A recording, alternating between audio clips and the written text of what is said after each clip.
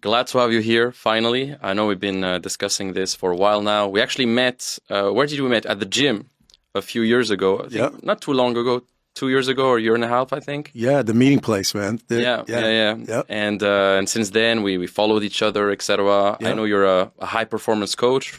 You've been doing this for many, many years. So for the people listening to us right now, could you quickly introduce what you do as a high-performance coach and a little bit about your journey, and just if you could share your story a little bit. Yeah. So I've met more incredible people at the gym than probably anywhere else. And moving to Estonia 8 years ago, my wife, who told me Estonians don't do small talk, and they don't like kind of new people, no new friends was the mindset. So I embraced that. And I stopped talking to people, which is so far from who I am every single day in my life. Because what I learned in, let's say, 2008, 2009, when I was transitioning from sports into the real world, was I learned how to talk to people through sales, through door-to-door sales. Yeah. And it was the first time in my life where I made a little bit of money. I got rejected a ton. I grew, but I learned that being willing to talk to other people, having the ability to sell, was something that I was going to do for the rest of my life. So when I was selling security systems door to door back in 2007, I'll never forget this. It's the value of meeting new people. It's the value of not allowing your external environment to dictate how you show up, right? Because that's what we do sometimes, right? We move to a new country, we're out of our comfort zone. You know, me moving from the US to Estonia, culture shock. Me playing professional baseball and then selling security systems door to door, getting rejected door after door. These are external circumstances that could very easily change the way that I showed up. And what I've learned through that experience, which was close to 20 years ago, is the same thing I learned here. Like the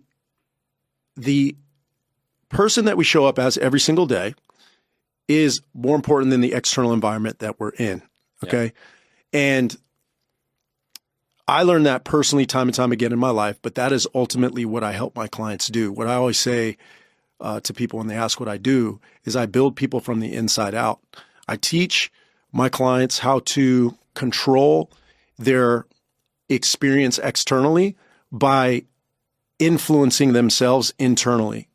And that's what I've done for the last 10 to 15 years. But yeah, man, that's kind of in a nutshell what I do. And we can dive in and we could talk a little bit more about that, how that shows up. But that's it, man. Mm-hmm. And so you mainly help high-performing people, entrepreneurs, professionals, to perform at a higher level, to have a better mindset, first internally, but then that would reflect externally in their outcomes, financially, socially, spiritually, in different aspects of their lives. That's what you help them with mainly, like the mindset, all of that, right? Well, you know, they're high performers. They're successful in one or two areas of their life because of the places I'm in, the situations I put myself in. I'm generally just around more successful people. Yeah. But what I found is their success is often the thing that's really standing in the way of ultimately what they come to me for, right? Mm. So they might be financially successful, but they feel bankrupt in their relationships. They might be in a great relationship in the beginning, but they completely lose themselves through that relationship. So they start to take their foot off the gas professionally. They stop going to the gym, taking care of themselves. Mm. So success, somebody said this a long time ago. I can't recall who it was. It was a Tony Robbins audio I was listening to in my car back in like 2006. And I wish I could think of the guy's name, but he told a story about this French restaurant that he used to go to. And in the beginning, it was incredible. The service was perfect. It was a new restaurant and they were just packed, line out the door. And then after 2 or 3 years, the service wasn't so good and they didn't do those little things. And the line was a little bit shorter because not so many people were going there. And he said, nothing fails like success. That's what he said. And I think that's the case for a lot of the guys that are attracted to somebody like me that is selling intangible things largely. Like, some people call it mindset. The word performance comes up. But ultimately, they're just searching for more meaning and purpose internally. And their success oftentimes is a thing that interferes with them proactively going and getting help, the help that I offer. So generally, they just finally realize that something's broken, whether it's the relationship fails, their finances were good and then they're bad. That's the thing that wakes these guys up. So yeah, those are the people that I work with. They've had a lot of success, but then once that success is not what they thought it would be, it's no longer feeling like success. They're not getting the same type of results. That's when they are ready to come and talk to somebody like me to help them. Yeah. That's a big one. That's a big one I've seen in dating too. A lot of guys are very successful in their careers or their business. Yeah. But that's a double-edged sword because, they start investing all their time into their work. They become consumed by their work. Sure. And they don't make any time or effort in their dating lives. And so that ripples through in the fact that they start losing confidence in themselves. They start losing obviously dating is a very important area as a guy. And so if you don't have that area handled in some way, you start questioning yourself, you start losing a bit of confidence, and that ripples through in other areas. And so a lot of guys who come to me for dating advice, it's usually entrepreneurs who they have money, but that money kind of gets in their head and they stop making the efforts that initially made them successful. They start instead of pressing the gas, they put on the brakes and they stop making the efforts. Interesting. And that really slows them down in every area. But in any case, I wanted to ask you, because coming back to you again, I know you're a professional baseball player. Yeah. Right? Yep. And so how many years did you play as a baseball player? So I played at the highest division, the highest level of collegiate sports, amateur sports is Division I. It's 4 years of that. And then I signed after my senior year and played for one season professionally. And the writing was on the wall that I'm done. I knew that I wasn't going to reach the big leagues. So I got a taste of professional sports, check that box. I got a baseball card I can show my daughters one day, which is cool. Yeah. I can say that I made it to the professional level. But the truth is, man, I was excited to transition. I was ready for the next chapter of my life. Now, that was both innocent and arrogant all at the same time. I had no idea what was coming down the pipe as I transitioned from sports into the real world. So it was innocent, but I was also excited about it because I didn't know what to expect. And I had a lot of arrogance, man. I was just used to having success come pretty naturally and easily, which I want to go back a second because my experience with dating, even up until I met my wife, was very passive. And I think a lot of guys fall into this. Maybe you've seen this. I know I was that guy that I would never approach girls. Girls would approach me. You'd be the chosen one. Yeah. And I was so used to that when I'd get into an environment, let's say with some friends, my friends group, 4 or 5 guys, a couple of them had girlfriends, and there were 2 or 3 of us that were single. Whatever girls would come with the girlfriends of my friends would inevitably be the ones that I would talk to. Yeah.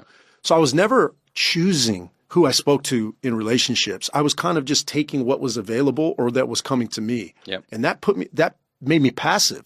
And that turned into a lot of relationships that I hadn't chosen, that I went into as if I had chosen them. And that's what I learned about dating. And I thankfully made that shift before I met my wife. I realized that I was so passive when it came to dating, and even some other areas of my life, that the relationship really didn't have the foundation that it could or should have from the onset. And most of every one of those, frankly, relationships ended. I don't know if you see that with guys, that they're the chosen one, so they're not. A lot of them, yeah, definitely. A lot of them, because a lot of them also have this delusion that, there's like a soulmate for them that's going to come at some point, and, just be yourself, and the right one for you is going to just come by herself, Yeah. And that's a delusion. I think in today's day and age, if you're not proactive, the world is a very competitive place with dating apps, with social media, etc. Why would she choose you over another one?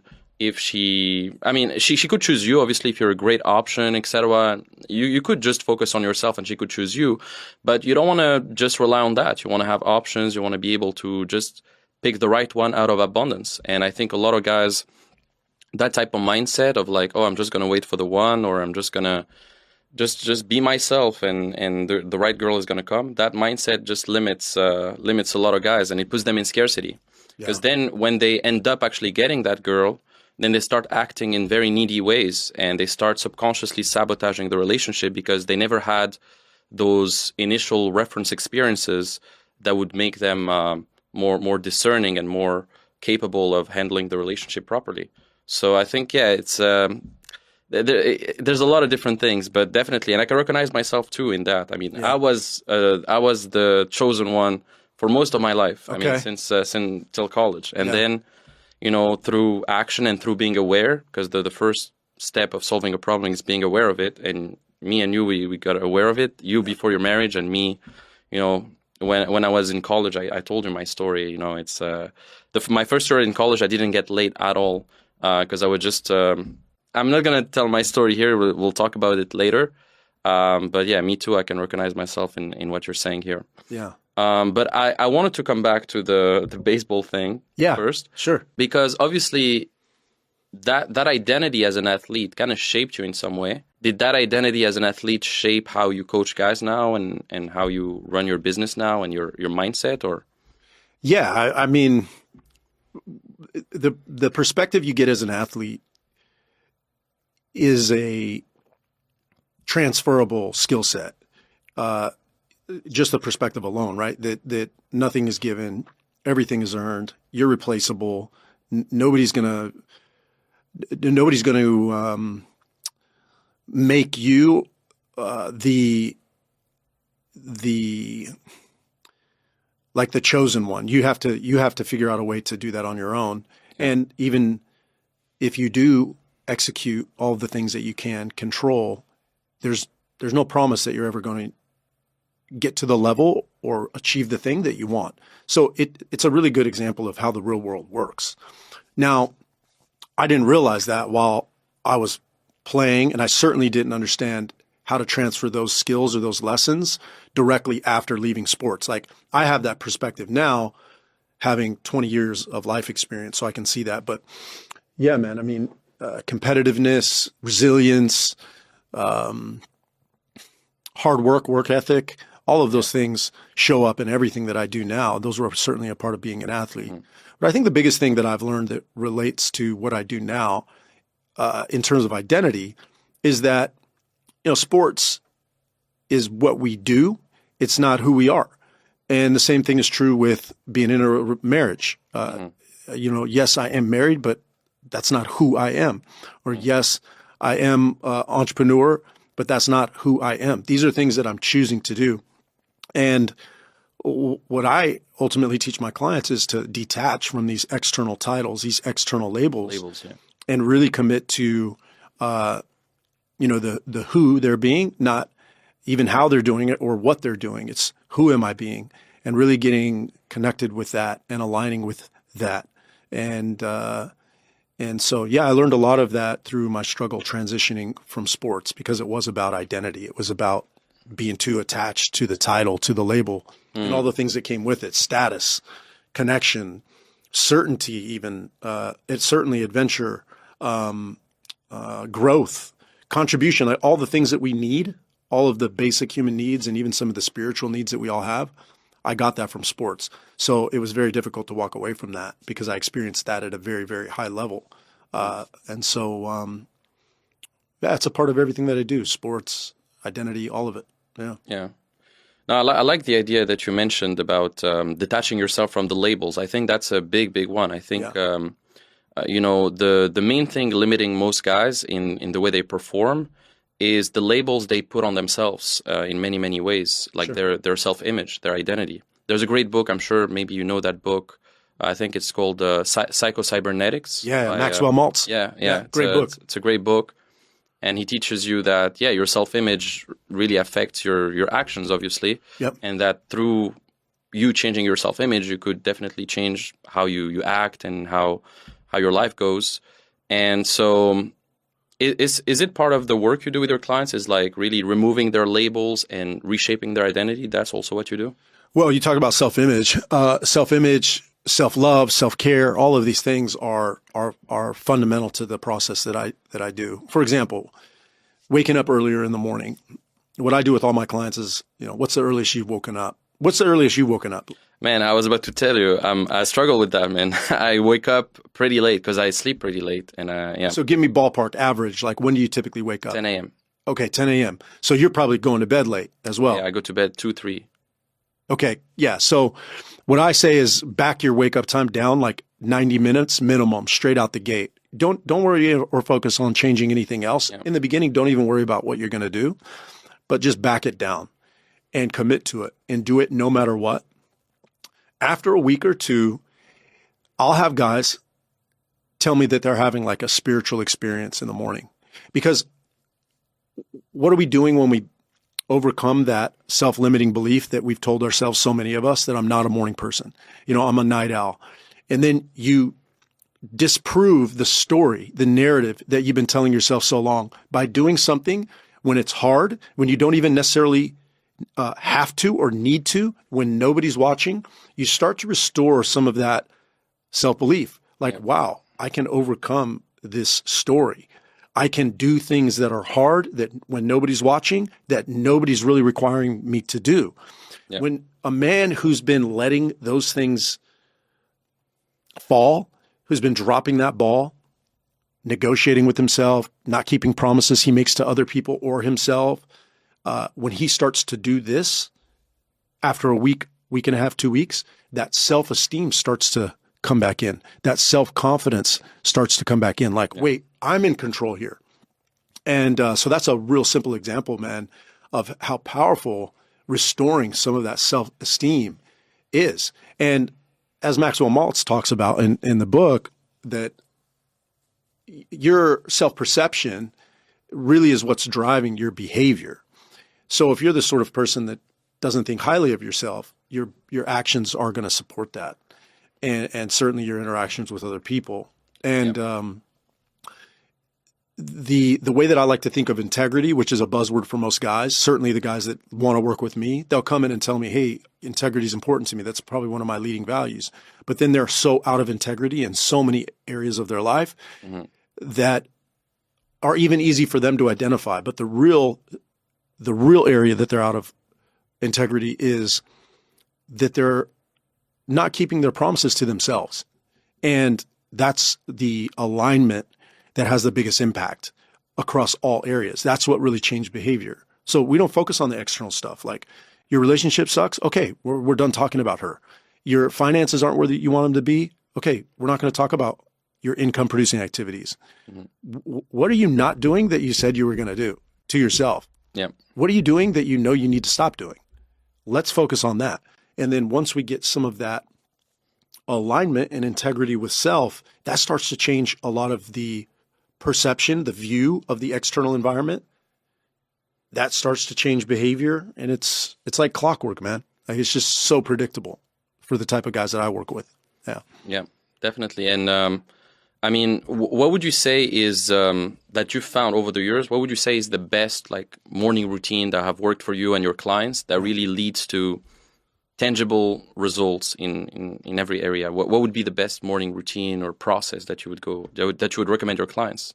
Well, the best one is the one that you do. The best one is the one that you stick with and that you're committed to. So what is commitment? I look at commitment. The difference between commitment and interest or curiosity comes down to how you make decisions and choices, okay? Or make choices. A decision is, I'm going to wake up tomorrow morning at 4:30. And when you wake up at 4:30, when the alarm goes off, it's not a choice. There's no choice there because the decision's already made. So how you feel, how much sleep you got, when you went to bed, if you argued with your spouse or your girlfriend or not, if the dog barked if an hour before, none of that matters because you've already decided. So the problem is most people, they're making choices in areas of their life where they need to be more decisive. So in any area of life where you know that there's something that is important for you to do, I say this is a decision moment. You just are in or out. And then once you decide, then you're not going to have to make that choice anymore. Yeah. Because the decision's already been made. So that's how I look at morning routines. It's about what are you going to do consistently, and back it down to the most simple executable commitment or decision that you can make. Yeah. And then from there, you can make some choices within that. And the choices could be, first, I'm going to meditate. Then I'm going to get into scripture. For me, that's important. Then I'm going to get into planning top 3 priorities for the day. Then I'm going to get to the gym. Those are all choices that you can make within that decision. But until you decide that you're going to get up in the morning at a certain time and the decision's made, then you're not going to do it consistently. So it makes no sense. There's no point to it. I heard that the word decision comes from incision, like cutting things out. I like that. I like that too, because a lot of times it's about just removing the things or cutting down the things that are hindering you. Less is more. It's just like stop doing the things that are harming you, and already you're going to be a lot better. So, for example, instead of like the decision to wake up early, what would make it easier? It would be to cut, for example, stop, looking at social media before sleep or whatever. Those type of things, like cutting the things that would hinder that. But anyways, you have an academy, right? You have the Academy of Maximized Performance, right? That's the academy through which you help your clients, improve and all of that. What would you say are the most common negative tendencies that your clients go through, and how do you help them overcome those? Do you have any like recent examples or things you help them overcome? Yeah, we've been touching on it. Yeah, we've touched on it a little bit. The most common frustration that my clients come to me with is that they know what they need to do, they're just not doing it, or they used to do it more and they're not doing it now because they had a kid. Going to the gym is just an easy example for most people to relate to. Man, I used to be in such good shape and I know I can get back there, but I've had this kid, or I just got married, and that becomes the excuse. But they know they need to be in the gym. They know that they want to be in shape, but they're just not doing it. So that's one of the biggest frustrations that they are aware of. So not sticking to their words, basically. Yeah, but that's ultimately what they're doing, but they don't know that. And so that's actually what people need to understand, that it's not that you're just not doing the thing. Every time you say you're going to do something to yourself or others, it's like you have this internal scoreboard, or bank account's a better example. When you keep your word, that's a deposit in a self-esteem, self-confidence bank account. Mm-hmm. And the more you make those deposits, the more your confidence becomes unconditional, meaning it doesn't matter what the response is from anybody in the world. It doesn't matter the room you walk into. You rely less and less on those things because you have internal alignment, congruence, integrity. So you make these deposits daily by keeping your word. But what most people do is they drop their word, especially to the people in their lives, their spouse, their children, and all of these things are withdrawals from that account. But the biggest withdrawal, when people get in overdraft, I've been in overdraft before. I don't know about you, bro, where, overdraft fees, all that. I've lived that life. There's nothing more frustrating than having an overdraft fee hit your account, time and time. Just think about that. People can relate to that. But that's happening when you drop your promises to yourself. Attach those two things. When you say you're going to do something to yourself, when you make a commitment that you're going to go out and you're not going to drink this time, or you're not going to go to the after party. You're going to go out, you're going to have a good time, but you're just not going to go to the after party. Whatever it is you're telling yourself, every time you don't keep your word to yourself, it's not that you just went to the after party. It's not that you just had the extra drink. It's that you're taking withdrawals out of that self-confidence, self-esteem bank account, man. And that's what people aren't aware that they're doing. So what does that perpetuate? It just makes you more susceptible to the distractions, the temptations, the low level energy, that is everywhere in the world trying to keep you mediocre, average. And so that misalignment is where people get distracted. They forget who they are. They lose who they are. They lose that spark. They lose that little thing that you see in people. When you see it, you see somebody that's got it. You're like, damn, I want some of that. I don't know what they have, but I want it. What you're seeing in that person is congruence, is alignment. They have that energy about them. And to me, this is where it comes from, man. This is the life force that we all have access to. Yeah. Most people just have no idea how or what they're even trying to access, right? True. Yeah, and I love that analogy of the bank account, the deposits, the withdrawals in your self-esteem, etc.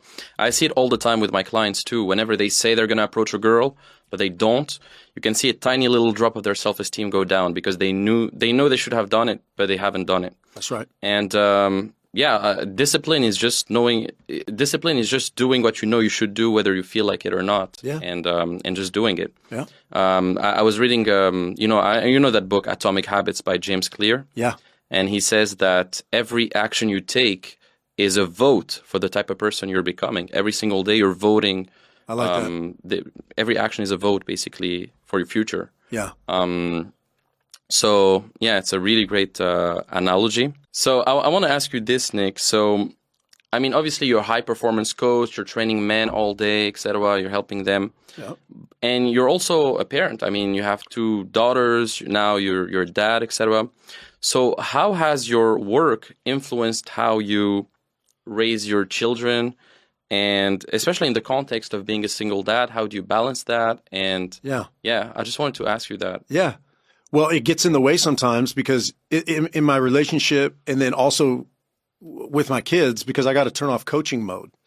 No, look, I think being a parent, part of our job is just to let these little spirits having a human experience, which is what I believe, be who they're going to be and try to remove as many of the obstacles for that to happen. But as a coach, man, I'm constantly trying to control this little 4-year-old, what she does. And you love your kids. You want obviously the best for them and you do your best and all those things that most parents are thinking about. But what I've learned from coaching other people and helping them is more about asking them questions and getting them to arrive at some of their own conclusions, to not impart my agenda on any one conversation. Let it do what it's going to do and be informed by what I'm seeing and what I'm experiencing. And that kind of informs how I parent, man. Like with my daughter, was in the car the other day and she just seemed like different, down maybe. Okay. She's in the back seat, my 4-year-old. Normally she's singing along, doing whatever, but she was just really quiet. Her head was down. And so I started to try to change the song to get her to pipe up or whatever. And it's just doing things to try to get her out of this mood. And I caught myself and I just said, maybe she needs a minute. I just turned the music off. And that for me was a win for me. Like, I don't need to influence her emotions all the time. Sometimes I just need to let her do what she needs to do in the moment. And I just, in my mind, I was like, that's a win for me. Now, do I know? Is that in a book? I don't know. But for me, the more we can allow these kids to experience life and not try to control and influence so much of that experience in the given moment, I think that the kids are going to become who they're supposed to become, if that's the overall experience that they have with us. Yeah, man. So the answer is knowing when to let go and just let the chips fall where they may, and then you just adjust depending on. Yeah, man. And look, what does that require? Well, it's the same thing in relationships, I think, and I also think it's the same thing in maintaining your own internal state. It's doing what you need to do to feel what you need to feel and experience, to not be in debt or insufficient in any area that's important personally for you. And then when you show up into these environments to be there for other people, spouse, kids, friends, whatever, you don't necessarily need anything from them. So then you can show up for them and you can just be present. And hopefully you can overflow some of these feelings that you're already feeling internally, peace, joy, happiness, whatever. But ultimately you don't need anything from them. So that that allows us to just be present and not try to impart our own stuff onto them or take, you know? It's a great answer. And do you think that every man should have kids? And what would be the ideal age for a guy to have kids based on your experience? Yeah, look, I've met a lot of guys that I'd be like, man, maybe wait a few years. If the 24-year-old Nick, I'm glad waited till he was 34. But I believe everyone should experience being a father. Every man should experience being a father. It's the most incredible thing. And I believe that any man should do his best to become the type of man that can take on as much responsibility as possible. Because the more responsibility you take on, the more you're confronted. And ultimately, from my belief system, I think the ultimate success story is becoming a version of ourselves that is the best version of ourselves that we could become. Right? Imagine on that day of judgment, a lot of people talk about the worst case scenario is not heaven or hell. It's being at the pearly gates and being introduced to the person you were supposed to be. Yeah. And seeing the difference, the disparity between who you became and who you were supposed to be. And so I think kids are a great way to help us become more of that person. Without kids, I don't know that it would be possible from my belief system. There's something missing there. Something missing. My uncle, he's 50 years old, very successful attorney in the U.S., decided he wasn't going to have kids. He had a very successful career, went through a divorce, tough situation, woke him up and said, I want to have kids. He just had his first daughter at 53 years old, and he would confirm exactly what I'm telling you. He's like, I've achieved everything in the world you can achieve. He was a Division I football player, every degree a man could have, successful financially. He's experienced a lot of incredible things in his life. He's overcome a lot of adversity. He's lived a full life. Nothing compares to having that kid, he says. I believe that. Anybody that I've met that's successful, that has a child finally, after building some of those things, would agree. It's just, yeah, it's a beautiful thing. Age doesn't matter. It will give you what you need at that time. I don't think there's any wrong age to have a kid. I think that if you can be somewhat in control of when you have a child, do it with a partner that you want to raise the kids with, and be in a place where you can make a good decision on that. Because if that doesn't work out, it's going to complicate things, but it's not going to interfere with your ability to be a great parent either. And I'm learning that now as I go through a divorce, which I never thought I'd be going through. One of the things that helped me walk away from my marriage was understanding that I can still be the father that I want to be, that I intend to be, even if I'm not living that out in the way that I envisioned it. You know, it's like, we make plans. God laughs, like, all right, this isn't going to look the way I wanted, but I can still be this father. So I wouldn't say there's any right or wrong age, even if you accidentally get a girl pregnant, take that responsibility to help you become a better man. Use it. Don't let it use you. That's what I would say. Yeah. Interesting. So no abortion if you wouldn't recommend if it's the wrong women that you didn't want to be with. Look, I would have told you that I don't believe in abortion until having my second daughter and with my wife, who at the time we were talking about separation and divorce. And that was on the table. And it would have been so far from who her and I are. It would have been so far from what we believe. But it was something that we considered. So although I don't believe in abortion, I know that life happens sometimes. And when things don't look the way you want, it can be scary and it can make you feel uncertain about the future that you want to create. Yeah. But like, I'm not going to tell anybody. I don't think that's a decision that I would ever forgive myself for personally. Yeah. And do you think guys should wait to have a certain financial situation before having kids? For example, getting to that million mark? No. Because look, money's not ultimately what you need or they need. You have to be so much more than just the guy that makes the money. And frankly, look, if you're the type of guy that can make $1 million, then long before you made that $1 million, you became the type of person that could make $1 million, which to me is more important than the $1 million. All right. So just because you make $1 million though, or you're the type of person that can, doesn't mean you're going to be a good parent, a reliable partner. You know, there's so many more dimensions to being a well-rounded human being and having a well-rounded experience in life. I would say the thing to shoot for is clarity. Clarity. What do you want? Who are you committed to being and becoming? And can you articulate that to a partner? And if you can, then the money will likely come if that's how you live. And especially if you find a partner that's on board for that. And that's ultimately what you want. You want a partner that's going to come along the ride for you. And I would say to any man that if you're coming on the ride with another woman, then that's a problem, because that's going to create more issues down the road than having a child prematurely before you're financially ready. You know, I just don't believe that any man should be putting his purpose in somebody else's vision, especially a woman's. Yeah. That to me is where a lot of women lose respect for their partner. Yeah. That masculine feminine polarity that most guys really want and yearn for in a relationship. It's almost impossible if you're following her vision.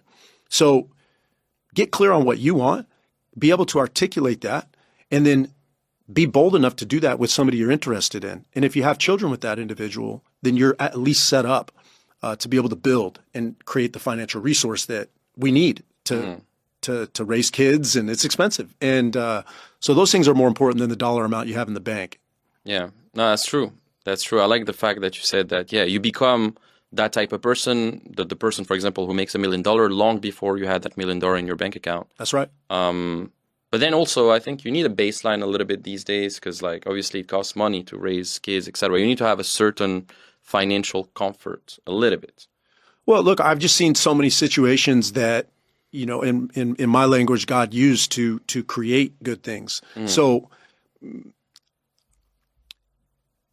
I've seen guys get pregnant in the middle of their sports career, and it's like it just derails their dreams. I mean, here they are thinking they're going to play college sports and they get a girl pregnant or whatever. I've seen that happen time and time again, but I know a few guys that were like that have the best marriage of a handful of friends that I know, or their kids are thriving now in high school or college. Like they had kids 20, 21 years ago. I couldn't imagine having a kid at that time. They couldn't either, but it turned out fine. And so I wouldn't be so concerned about that stuff if I was a younger man. What I would be really focused on is building the man that I admire in every single way and committing to that. And then if you are going to bring a woman into the picture, making sure that she's on board with what you're building and who you're becoming, making sure that she can buy into that vision and that direction, and then build a life together, you know. And make no mistake, the statistics prove that a committed man in a monogamous relationship is going to make a lot more money, a lot faster than anything else. You know, why do you think so many successful millionaires, even billionaires, have been married 2-3 times? Yeah. They might not be great at marriage, but they're still married. Like there's a reason why successful people are married. And it's like, okay, what came first, the success or the marriage? I don't care. I just think it's an ingredient of success. Just think about the distractions. I mean, my God, I'm single again at 43. I turned 43 in a few days. I'm not there yet. But looking at even just getting back into the dating market, what you guys are all dealing with out here with dating apps and just all of the things that are now public knowledge about how girls are moving and how guys are moving in terms of game and like all these different, there's so many things to consider. It's a lot of energy. It's a lot of energy that's not going to building business, a lot of energy that's not going to any type of creation that you might have an inspiration to do, whatever. So it's like, it's a little easier when you just have one and you know, it's my girl and you don't have to worry about all this shit as far as I'm concerned. I agree to some extent, but then the paradox is that if you don't take the time to grow these skills in the first place before having that partner, then it's going to have ripple effects in the future where, as we talked about before, like sometimes a lot of guys have been focused all their lives on their careers. And then out of scarcity or out of the feeling the need that they need to find a partner, they do find one. But because they didn't really go through the growth and the challenge of becoming a chooser, like actually having options, there's a part of their identity that starts, either sabotaging the relationship, or they didn't really build the character traits, or they didn't have the right they didn't have the skills to retain her long term, basically, in a way. That's right, man. So Yeah, look, I think we're saying the same thing. Yeah. I really do, because the skills that we're talking about don't require a woman, and that's the you can learn these skills and develop these skills through approaching women. You absolutely can. Like what from what I understand you teach is overcoming limiting beliefs, overcoming a story and a narrative. Like certainly confidence, social skills, all of that. But ultimately, it's about proving to yourself that you can do hard things, you know, and seeing something that you want and having the courage, the commitment and discipline to go get it. Those things can all be learned by approaching women. And those are important skills to have developed before you take on a serious relationship. I absolutely agree with that. I think that that's a very high level of thinking. Like most guys are just attached to getting the hot girl. You know, they think that's the thing that's the most important. It's like, no, man, it's being able to get her and keep her. You know, that's a skill set that whether the girl stays or not is transferable into so many different areas of your life that are going to be very, very fulfilling if you execute those skill sets, if you use those skill sets throughout your life. Yeah, absolutely. And you know, the world is changing super fast now, as we said, with social media, dating apps, the internet, etc. So what do you think men need to do today to kind of stay ahead in tomorrow's world and adapt, etc., in your opinion? If you had to give advice to guys in their 20s, 30s, younger than you, what would you do in today's world to adapt to tomorrow's world? Master the foundational stuff. A lot of people say take care of your house, get your house in order. But the further we get away from this face-to-face interaction, the further we get away from our own ability to create for the sake of creating, because so many influences are coming in at all times, we complicate things. Like foundational truths are universal. Like take care of your health, have integrity, like keep your word. These are simple foundational things. Have a vision, have goals, and then work towards those goals every day. Everybody can tell you that that's what you need to be successful, but how few people are doing that. And even the most successful people that come to me and that I work with have gotten away from those things. They get away from the foundational stuff. So as the world gets more and more distracting, as the world gets smaller and smaller because we have access, your ability to focus, your ability to master the foundational basics, and your ability to create with, not for the sake of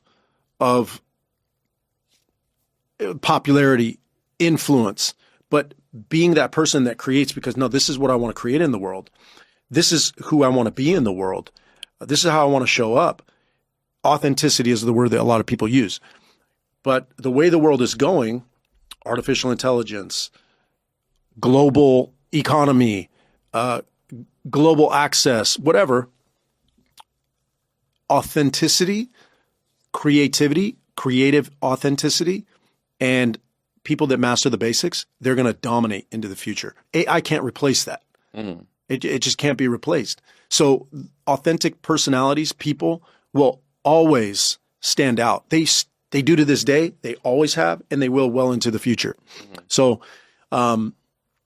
yeah, it's you said something earlier about removing things. I talk to my clients a lot about addition by subtraction. Exactly. Yeah. So it's just everything is built to distract you, and that's only increasing. So the people that can focus are going to dominate in the future. Yeah. But channel that focus into creative works, into creating the experience, and you can write your ticket, because most people aren't doing that. 98% of people are just consume, distracted, sedating, all of these things. So yeah, that's the hack. Yeah, you got to become a producer. Also, yeah, building a personal brand, I think, is a very, very powerful move in the next few. I mean, if you the best time to start was a few years ago, but the second best time is today. Like I think building a personal brand is super powerful because, as you said, people now relate to that authenticity to people, and you can't replace that with AI, like an actual person. That's right. So I think, yeah. I wanted to ask you also: are there any books or tools or mentors that had profoundly impacted your journey so far, and things you would recommend to younger people or guys listening to this? One of the most impactful books was Unbroken, the story of Louis Zamperini. It's actually a biography of a World War II prisoner of war who went down somewhere in the Pacific, overcame this incredible journey at sea, and then arrived at the shores of Japan and became a POW. Like, imagine you overcome this incredible journey at sea. It's like the odds of surviving that. And then you arrive at the shores of your enemy and they take you as a captive. They made a movie about it. I encourage everybody to read the book. But the reason why I bring that up is it's not a personal development book. I could give you 10 examples of personal development books. We mentioned Psycho-Cybernetics by Maxwell Maltz. That is, to me, source content. A lot of books are derivatives of what they learned in a book like Psycho-Cybernetics. But the power of a good biography, autobiography, like the Louis Zamperini story in Unbroken, is that you innately understand that what he was being was resilient. What he was being was positive in a very negative situation. You get to actually see these principles that we learn through personal development played out in action. So it's really powerful. And most of the people that are watching this are personal development people. They're into learning from others. So you probably have a bookcase full of books that you're not really using the principles. What you need is access to the people that are living that out. That's why I believe in biographies for people that consume a lot of, or autobiographies for people that consume a lot of personal development content. Because most of the time they're not able to understand how to receive what they're reading. Perfect example for me, another personal development book that's a good one. You mentioned it one of the first times we've met, or the couple times that we've met. Tim Ferriss, 4-Hour Workweek. Yeah. It's all about automation, delegation.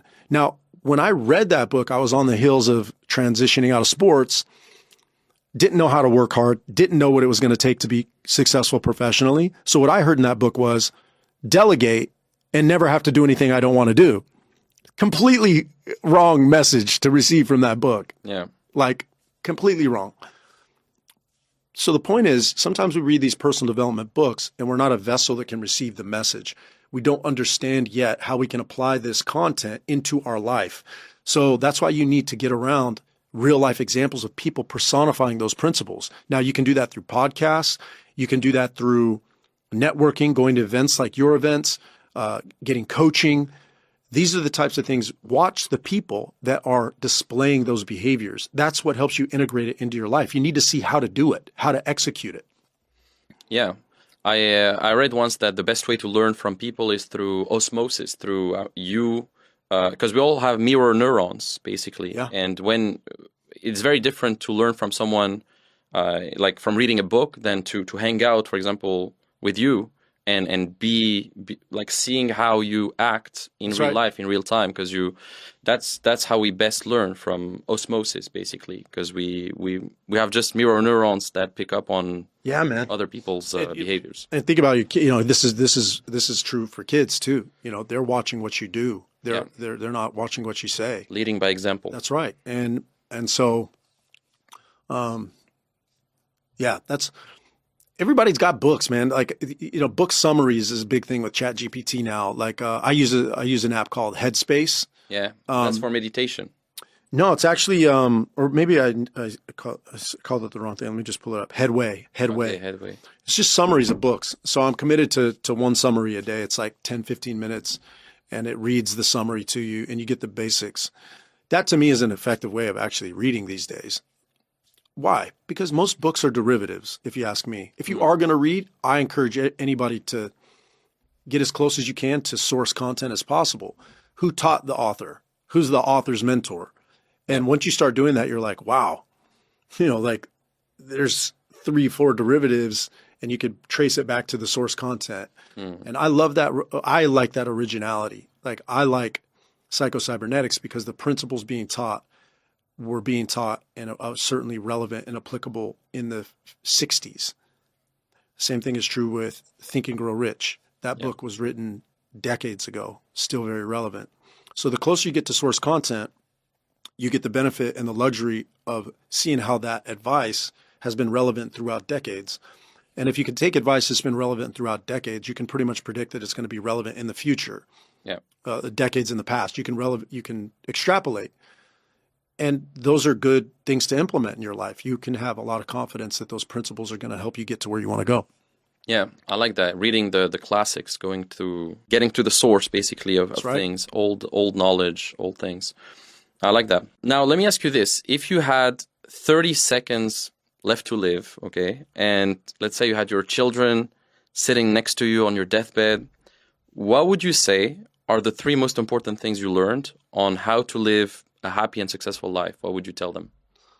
Well, I would honestly say that if you haven't learned the 3 most important things by watching how I've lived, then I've failed.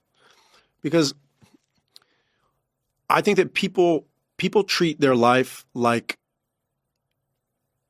let's say an athlete treats a sport. A lot of people treat their life like every day's game day, right? And so there's a lot of pressure. But really, life is more like practice. And so if you look at it that way, there's less pressure. But at practice, you have to participate. You have to try. You have to put in the work. And if you walk into game day as an athlete and you're thinking about how you need to perform, you're not going to perform.